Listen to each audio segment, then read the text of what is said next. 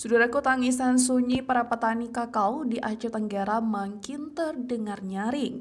Harga kakao kering yang sebelumnya mencapai Rp105.000 per kilogram, kini terjun bebas ke angka Rp85.000 per kilogram.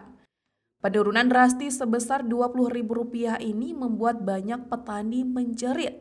Terlebih lagi mereka yang menggantungkan hidup sepenuhnya dari komoditas unggulan ini. Lingga, seorang petani dari desa Lawe Pejinen, mengungkapkan kekecewaannya terhadap fluktuasi harga kakao yang kian tak menentu. Kondisi serupa juga dikeluhkan oleh Wasmar dan Darmi, dua petani dari desa Lawe Loning Aman, kecamatan Lawe Sigalagala. Mereka menyebut harga kakao yang terus merosot ini membuat biaya produksi dan kebutuhan rumah tangga tak lagi sebanding dengan hasil panen.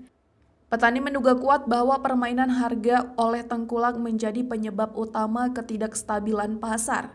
Apalagi harga kakao di Aceh Tenggara sangat tergantung pada pasar Sumatera Utara yang selama ini menjadi acuan.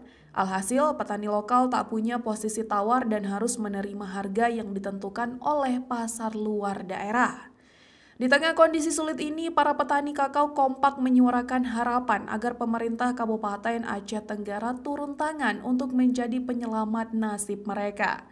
Mereka meminta pemerintah kabupaten melalui badan usaha milik daerah atau BUMD untuk membeli dan menampung hasil panen kakao, sehingga tidak lagi bergantung pada harga luar daerah yang kerap tidak berpihak pada petani.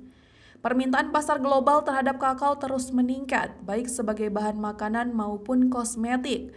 Sayangnya, potensi besar ini belum diiringi dengan kebijakan yang melindungi petani dari gejolak pasar. Para petani percaya jika Pemkab Aceh Tenggara benar-benar serius memaksimalkan peran BUMD untuk menampung hasil bumi, maka komoditas kakao bisa menjadi sumber kesejahteraan bukan kesengsaraan. Dari Aceh Tenggara, Asnawi Lui, Tribun Gayo. Pihak di Aceh Tenggara untuk memajukan kakao di Aceh Tenggara.